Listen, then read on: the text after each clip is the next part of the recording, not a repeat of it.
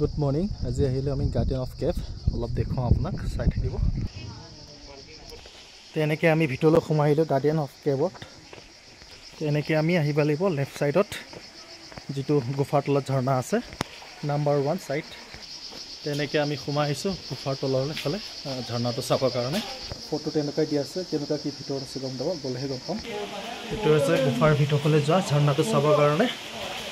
এনেকৈ চিৰি ওপৰলৈ উঠি যাব লাগিব প্ৰথমতে এইটো আছে ঝৰ্ণাটো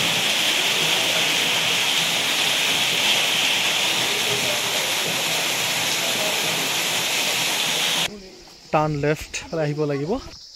এটো আছে পাথৰৰ চাট বৰষুণ দিলে ইয়াতে আপুনি থাকিব পাৰিব অসুবিধা নাই কোনো ধৰণৰ এইটো এটা আছে সৰুকে ঝৰ্ণা চাওক তে আমি এনেকৈ তলফালে সোমাইলো গুফাৰ ফালে আমি সোমাই দিলোঁ 2 নম্বৰ ঝৰ্ণাটো চাবৰ কাৰণে এটো চাই লওক টেকিং হৈ গ'ল ক'বলৈ গ'লে কিন্তু ভয় খাবলৈ একো নাই মানুহ থাকে ইয়াতে গাইড কৰে কোনফালে যাব লাগে চাওক গুফাৰ ভিতৰ ৰাস্তাটো এনেকুৱা আপুনি এখিনতে আহি পেলাই খাৰা হ'ব পাৰে মূৰত নালাগেগে চাওক আৰু এইটো আছে দীঘলীয়া লুংলুঙীয়া ৰাস্তা বাঁহৰ দলং চাওক কি সুন্দৰ অলপ ওপৰলৈ উঠাই দিছোঁ চাব পাৰে তো এইটো আছে সুইট ৱাটাৰ এতে আপোনাৰ কৈছে যে যদি বেমাৰ হৈছে এই পানীটো খালে মানুহৰ ভাল হৈ যায় তেওঁলোকৰ মানুহ আৰু পানীটো খুবেই ভাল অলপ বেলেগ এটা মাছত এনেকৈ লাভ হৈছে চাওক তো এনেকৈ মই ওলাই গুচি আহিলোঁ মই মোৰ ব্লগটো এইখিনিতে সামৰি মালোঁ